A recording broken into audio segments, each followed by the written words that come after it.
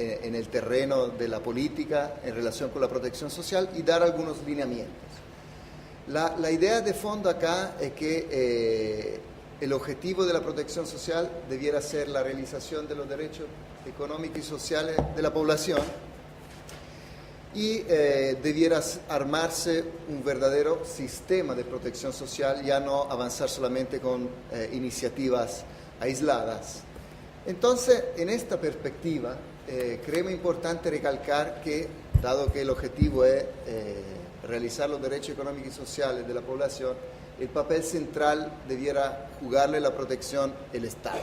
Nosotros obviamente reconocemos que en la provisión de bienestar hay muchos actores, no está solo el Estado, está el mercado, está la familia y también más allá del famoso triángulo de Espin-Andersen están las organizaciones sociales y comunitarias que también tienen mucho por decir, pero le damos un papel central al Estado. También buscamos definir un poco de qué se trata, de qué hablamos cuando hablamos de protección social. Y queremos destacar en primer lugar que protección social no es sinónimo de política social. Como se ve en esta gráfica, la política social es algo más amplio. ¿Cuáles serían las funciones de los sistemas de protección social? Bueno, una primera función es garantizar unos niveles mínimos de ingreso. Entonces, proteger y asegurar el ingreso, eso tanto para las personas que ya viven en pobreza, mediante transferencia, elevar su ingreso y mantener un nivel decente de consumo, pero también para los que en este momento están bien, protegerlo mediante de caída posible de ingreso, por ejemplo, mediante seguro de desempleo. Esa sería una primera función, mantener condiciones de vida que una sociedad considera como mínimo, por lo menos. Una segunda función que creo muy importante para las áreas rurales es identificar la demanda insatisfecha y la barrera de acceso a los distintos servicios sociales, sean de educación, de salud. La protección social desde la protección social no nos preocupamos de proveer directamente los servicios de salud, de construir hospitales o de capacitar a los profesores. Eso son temas específicos de la política sectorial de educación y de salud. Pero sí desde la protección social tenemos que ver si hay niños en zonas rurales que no acceden a la educación, cómo vamos a hacer para que se integren a eso. Y se han hecho mecanismos, bueno, los PTC tiene entre otros componentes la idea de fomentar el acceso, por ejemplo, a la educación y la salud. Y en tercer lugar también creemos, y se ha dado en la literatura, importante destacar que una función sería también la de fomentar el trabajo decente. ¿Cómo vamos a hablar de protección si no hay salarios mínimos, salario decente, si hay desigualdades de género en los salarios, si no hay sindicalización? Entonces, otra gran área es fomentar el trabajo decente. Y ahí ven en la gráfica, están también las políticas sectoriales que tienen que fomentar y fortalecer los activos de las personas y también las que llamamos políticas de promoción social serían todas aquellas políticas que promueven la generación autónoma de ingresos por parte de la familia, todas estas políticas de fomento productivo, el microcrédito, la capacitación laboral que fortalecen la capacidad de respuesta de las personas. Entonces, dadas esas funciones, ¿cuáles son los tres grandes ámbitos de la protección social? Bueno, aquí tenemos tres ámbitos que no debiéramos ver como silos, como separados, sino que ojalá interrelacionados en un verdadero sistema. El primero, lo que tradicionalmente se llama asistencia social, que nosotros le llamamos protección social no contributiva, o sea que desde el punto de vista del individuo se pueden obtener servicios o beneficios aún sin haber contribuido financieramente durante su vida laboral. Entonces acá entran los PTC, los subsidios al consumo, a los alimentos, los empleos de emergencia y la promoción del acceso a servicios como por ejemplo pensemos a la vivienda o becas escolares. El segundo gran componente, lo que tradicionalmente se llama seguridad social, que nosotros llamamos protección social contributiva, porque acá los trabajadores tienen acceso a esta protección si es que han contribuido durante su vida laboral, si bien tenemos que destacar que en lo financiero los estados también pueden poner recursos de renta general en este pilar. Incluyen los regímenes de pensiones contributivas, vejez, discapacidad, invalidez, los seguros de salud, los seguros de desempleo, que tampoco se difunden en la región pero son muy importantes, y la licencia. Y finalmente, el pilar de la regulación del mercado laboral, que tiene como objetivo proteger los derechos individuales y colectivos de los trabajadores. Entonces acá hay toda una serie de normativas, supervisión de estándares laborales, los salarios mínimos, la eliminación del trabajo infantil, una serie enorme de ámbitos. Y este siempre es un poco el ámbito que desde la protección se ha trabajado menos, pero que tiene una importancia fundamental. Obviamente la protección social es un concepto que está en evolución. Acá mostramos la evolución histórica, además un concepto que todavía no siempre hay acuerdo entre los distintos autores. Lo que queremos destacar en esta gráfica es que la protección social en el tiempo ha cambiado acorde también a la concepción del Estado. A comienzos del siglo XIX, protección social era sinónimo de caridad, no había mucho más que caridad y el Estado tenía muy poco presencia, escasa regulación, aunque sí empezaba en la política social la primera política de educación y de salud. Después, digamos, para tomar un momento histórico con la crisis del 29, el modelo de desarrollo y sustitución de importación, ahí ya un modelo más europeo de protección a los trabajadores formales, sobre todo significaba de las áreas urbanas, ¿sí? Entonces acá el Estado proveedor y lo que llamamos una protección social basada en el empleo formal. La gran promesa inconclusa, como se destacó en el informe de la CEPAL de 2006, la protección social de cara al futuro, esa promesa desafortunadamente de proteger a la población mediante el trabajo no funcionó porque la informalidad sigue elevada, alrededor de la mitad de los trabajadores de la región están en el sector informal. Con la crisis de la deuda del 82, el ajuste estructural, pocos recursos, ya una visión del Estado como subsidiario y eventualmente mitigador, gran centralidad del mercado, empiezan los seguros sociales con fondos de capitalización individual y se hacían intervenciones de emergencia para los pobres con los fondos de inversión social, pensando que, bueno, le damos una asistencia temporal, pero estas personas después saldrán de la pobreza por sus propios medios.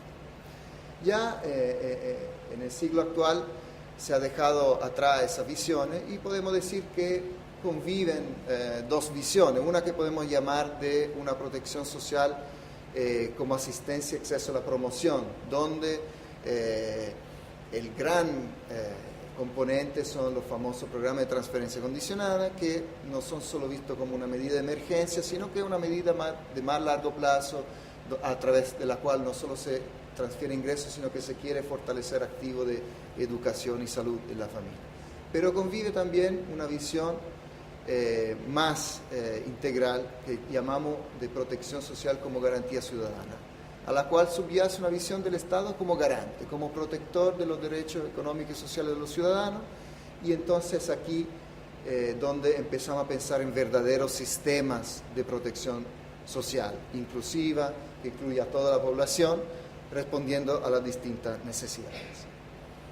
Si hacemos el ejercicio de buscar ver las orientaciones de la protección social en los distintos países de la región, entonces podemos ver que hay países que están bajo ese enfoque de protección como asistencia, acceso a la promoción, donde los gobiernos dicen nuestra mayor acción de protección social es nuestro PTC.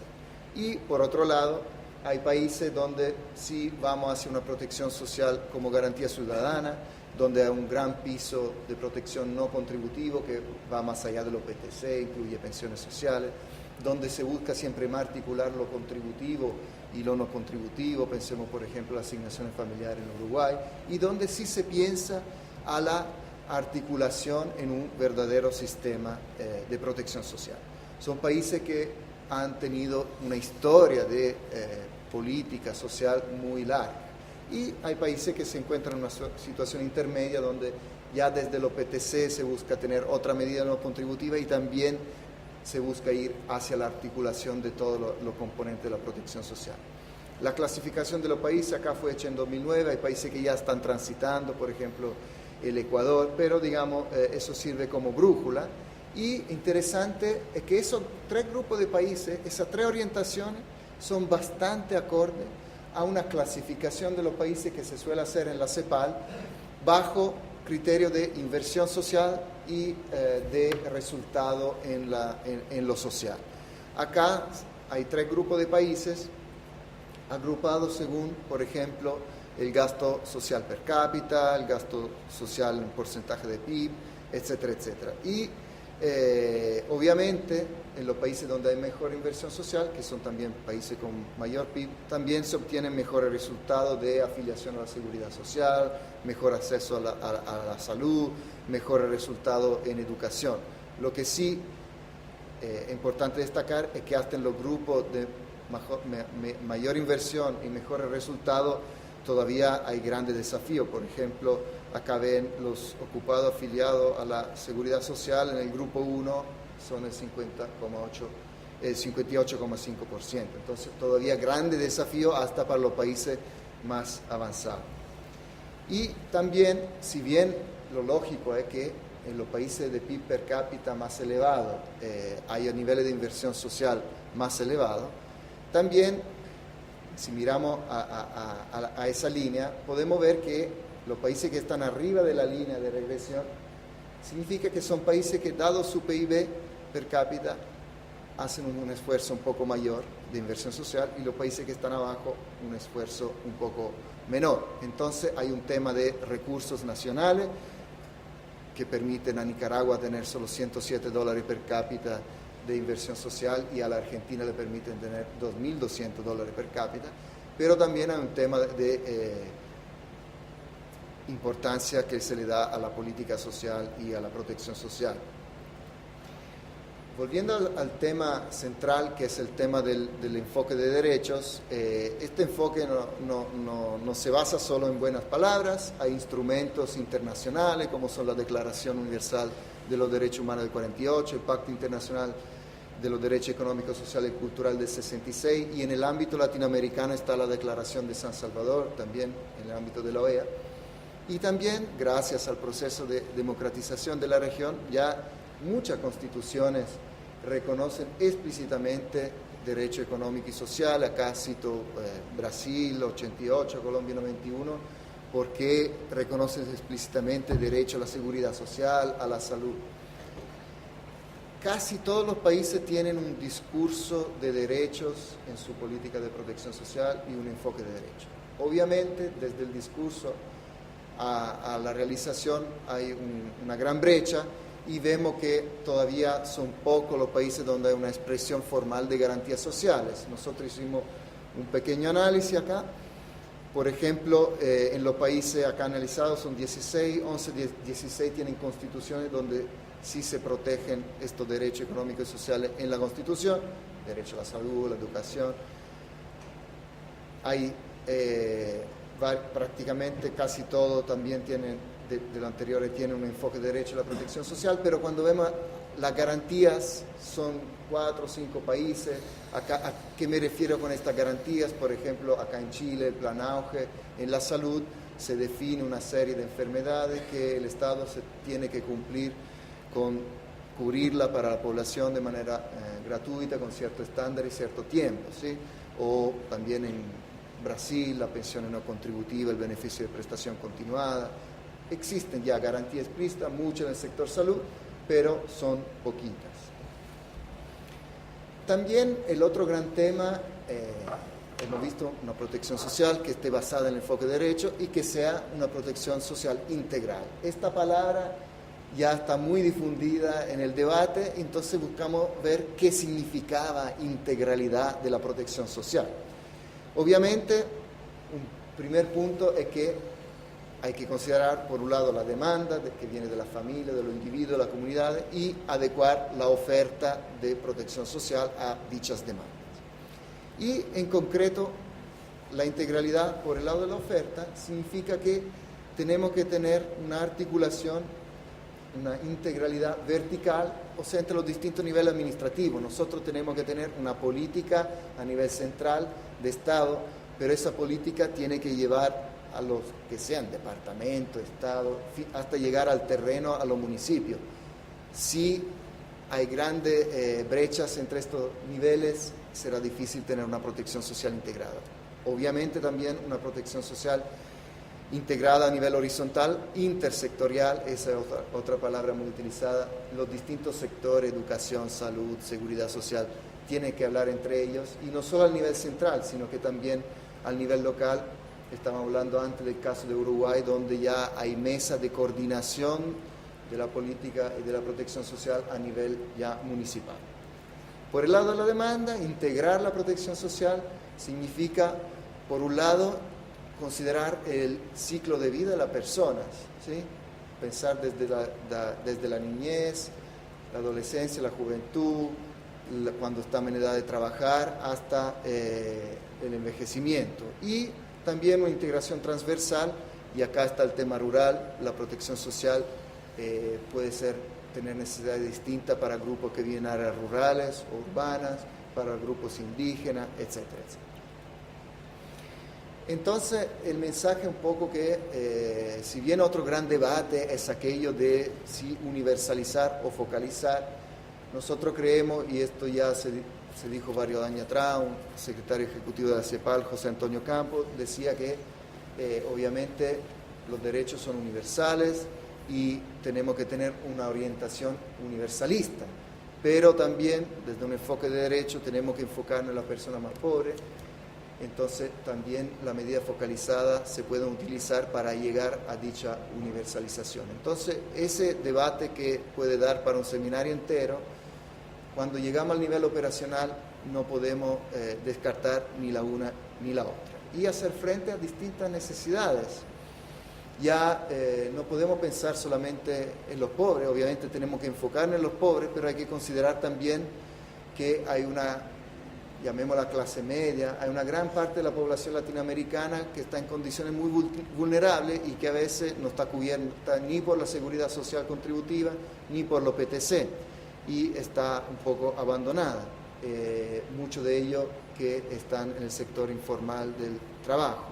También tenemos que pensar en las distintas necesidades de las distintas familias, del ciclo de vida, del cambio demográfico, y también recientemente el gran tema es aquello de la provisión del cuidado, de armar verdaderos también sistemas de cuidado, ya dejar atrás la idea patriarcal de que el hombre sale a trabajar y la mujer se queda en casa cuidando a niños, ancianos y enfermos, sino que darle la libertad a las mujeres de desarrollar su propia vida y desde el Estado también proveer ayuda en ese sentido.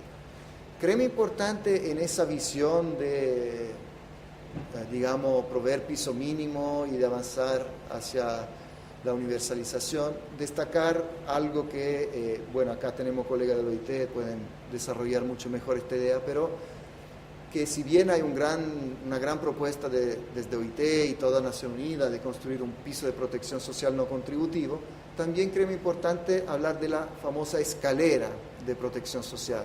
O sea, más allá del piso de protección, considerar la articulación con el segundo piso de prestaciones contributivas que serían obligatorias, y también en un nivel de seguro privado voluntario. Esto es muy importante también desde el punto de vista del financiamiento, porque tenemos que hacer entender a los ciudadanos que, claro, tienen derechos garantizados, pero también, en la medida de lo posible, tienen que contribuir a su propio futuro y la protección de sus familiares, entonces que los recursos vengan también de las personas que están en condiciones de hacerlo. Acá, para volver un poco al tema de que no podemos ya concentrarnos solamente en los ciudadanos pobres, esta gráfica muestra una manera de ver a la población más allá de considerar lo indigente y lo pobre y lo no pobre como una categoría por sí sola. Entre los no pobres están lo que llamamos no pobres vulnerables. Acá esta es una masa de personas que tienen ingresos no muy por arriba de la línea de pobreza, que muchas veces no están cubiertos por la seguridad social, y entonces que en cualquier crisis, sea desastre natural, sea crisis económica, sea un evento de enfermedad en la familia pueden caer bajo la línea de pobreza. Y finalmente sí, hay personas que podemos definir no pobres autónomos porque tienen ingresos y activos que le permiten responder a esas crisis. Este es un ejercicio que se hizo en la CEPAL, en el panorama social, ya de ver la población latinoamericana en esos grupos. Entonces está en rojo la población indigente o vulnerable a la indigencia, en naranjo la población pobre o vulnerable a la pobreza, en amarillo esa población vulnerable, no pobre pero vulnerable a la pobreza, y en verde los no vulnerables, digamos. El ejercicio se hace en base, muy sencillamente, a valores de la línea de pobreza. Entonces, el grupo total de indigente, pobre y vulnerable incluye personas que tienen ingresos hasta 1,8 veces la línea de pobreza. Entonces, si miramos, ese grupo de población ya no es tan chico. Hasta en Uruguay llega al 47% de la población, hasta llegar en Centroamérica al 86% de la población. Esto nos hace ver que tenemos que pensar en sistemas de protección social muy amplios para hacer frente a desafíos que van más allá de la indigencia y de la pobreza. También en CEPAL se han hecho simulaciones del costo de proveer ese piso básico, transferencia a niños, a adultos mayores y a desempleados, transferencias no contributivas. Y acá se ve el costo de esa transferencia en porcentaje del PIB, dividiendo los países en tres grupos, los tres grupos de los cuales le hablé anteriormente según su nivel de inversión social y resultado de indicadores sociales. Obviamente, la barra naranja dan el costo de la combinación de esa transferencia para todas las personas elegibles, o sea, sean pobres o no pobres, todos los niños, todos los adultos mayores, sean ricos, pobres. Y en los países del grupo 1, digamos, los porcentajes del PIB están alrededor del 5, digamos, donde hay recursos ya se puede pensar en eso. En países ya más pobres hay que mirar ya a prestaciones más bajas o a solamente focalizarse en la persona más vulnerable. Pero digamos, se pueden hacer ejercicios de esta naturaleza y no son cosas imposibles de hacer. En la realidad, en este momento, de este gran pilar no contributivo, bueno, en pensiones para adultos mayores, pensiones sociales, en promedio los países de la región se están gastando el 0,44% del PIB, son muy pocos los países que les destinan mucho recursos.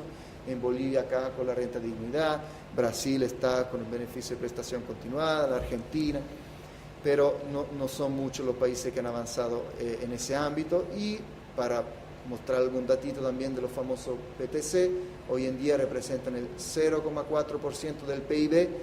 Hay países como Ecuador con el bono de desarrollo humano que alcanza el 44% de la población, donde el gasto supera el 1% del PIB. Países con grandes programas como Brasil y México destinan medio punto porcentual del PIB a los PTC. Estos son los datos observados y reales. Y en el ámbito de la protección social no contributiva hay que dar cuenta de un gran debate que se está dando en la región, impulsado por algunas publicaciones de Santiago Levy, que ahora está en el BID y que fue uno de los padres de oportunidades, y donde está un tema que poner en la mesa, donde se opina que la protección social no contributiva crea un círculo vicioso de baja productividad, menor crecimiento y desempleo. ¿Por qué? Porque las transferencias crean incentivo al ocio, digamos, no fomentarían el esfuerzo individual, entonces la persona no ofrecería su trabajo en el mercado. Y también estos programas sociales no contributivos generarían verdaderos subsidios al sector informal, porque las personas estarían evitando cotizar para obtener los beneficios de la protección social no contributiva. Entonces habría un incentivo a buscar empleos de baja productividad. Todo esto es discutible. Creemos, y acá son algunas consideraciones que se han publicado en un recién libro de la CEPAL que se llama Eslabones de la Desigualdad, coordinado por Cecilia, y entre tanto análisis se habla justamente de si verdaderamente tenemos un círculo vicioso de la protección social no contributiva o si podemos también pensar en un círculo virtuoso. Por un lado, La transferencia no contributiva en este momento tiene un monto muy chico, por lo cual es un poco difícil pensar que las personas se quedarán en su casita con los brazos cruzados y sin esforzarse a buscar trabajo, porque los montos acá de las transferencias, que es lo que cubren del déficit de ingreso de los pobres. Con déficit de ingreso de los pobres estoy hablando de cuánto le falta a la persona pobre, que igual tienen ingreso, para sumarle a ese ingreso cuánto le falta llegar a la línea de pobreza. ¿Cuánto cubre el EPTC de ese déficit? En promedio, en área urbana el 40% y en áreas rurales el 53%. O sea, los EPTC en este momento no logran ni hacer llegar las personas a la línea de pobreza. También, más allá de esta consideración que puede ser teórica, los estudios, evaluaciones de impacto que se han llevado a cabo en distintos países no aprecian impacto negativo en la oferta laboral.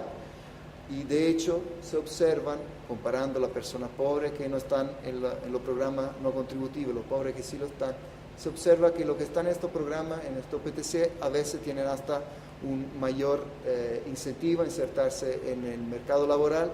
Y también hay un tema muy sencillo a considerar, que una vez que obtienen algún dinero, se ponen ya a negociar mejores salarios y no aceptan trabajar por cualquier monto. También creemos que los riesgos de incentivo a la informalidad están sobredimensionados, porque en la mayoría de los programas no contributivos se focaliza no en adultos en edad de trabajar, sino que en niños. Por lo tanto, no es que si yo estoy en el PTC, después no puedo cotizar, o si cotizo me sacan del PTC. Obviamente, si hay casos como eso y se pueden dar, hay que considerar esos famosos incentivos perversos. Pero eso es un tema de diseño que hay que cuidar. Entonces, el tema de fondo es que la inversión social no es algo necesariamente improductivo, y también que el autoempleo no es voluntario. Digamos, el mercado informal de la región no ha sido creado por los PTC. La región tiene una grande brecha de productividad.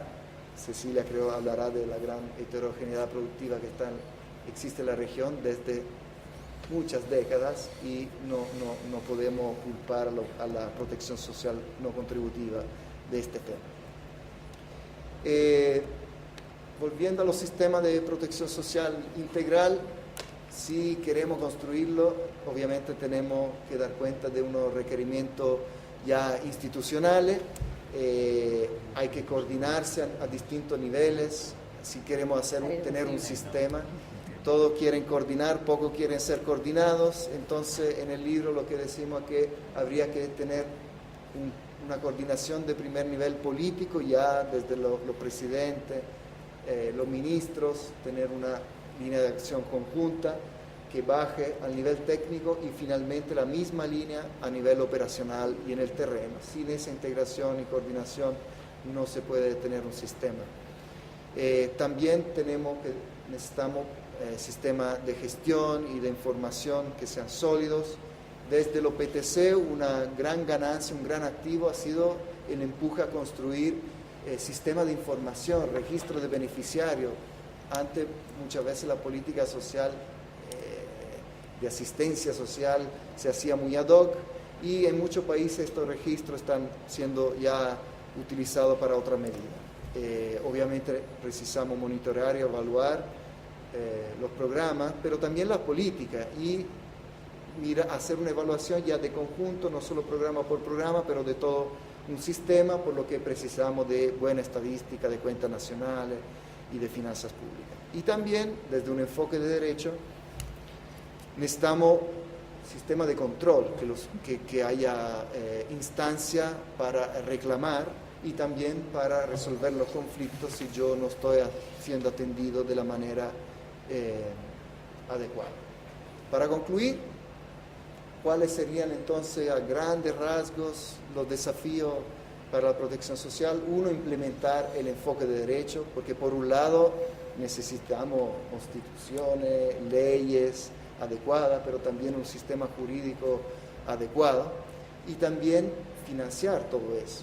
Por eso en la CEPAL el gran tema es el tema del pacto social, del pacto fiscal, cómo vamos a ponernos de acuerdo para aumentar la recaudación fiscal y aumentar la inversión social y mejorar la inversión social. También gran desafío de poblaciones tan distintas que efectivamente si empezamos a focalizar hay algún riesgo de que haya ciudadanos de clase A y de clase B, ¿sí? Entonces un riesgo de fragmentar la ciudadanía. La coordinación intersectorial, como he hablado, la información para la gestión y también del punto de vista de los PTC, el tema de lo cual hemos hablado muchas veces, de riesgo de que se conviertan por su éxito en un arbolito de Navidad, en el cual se le cuelgan siempre más pelotitas, muy lindo, mucha acción nueva, pero no se le puede pedir todo al PTC, sino que hay que mirar también a otros instrumentos. Y concluyendo, un pequeño anuncio publicitario. En estos días, junto a un grupo de colegas, algunos de los cuales están acá, estamos lanzando un portal sobre protección social, cuyo objetivo principal es difundir lo que ha hecho la CEPAL en términos de publicaciones, de reuniones, pero también de otros organismos, ¿sí? Entonces lo invitamos a mirar este portal, que da acceso también a alguna base de datos, también manejada por la CEPAL, que son bases de datos de todos los programas de transferencia condicionada de la región y también de las pensiones no contributivas. Y también, obviamente, una invitación a los representantes de los países que si ven cosas, nosotros buscamos usar información oficial, si ven cosas que no están bien, que nos avisen y lo vamos a corregir. Muchísimas gracias.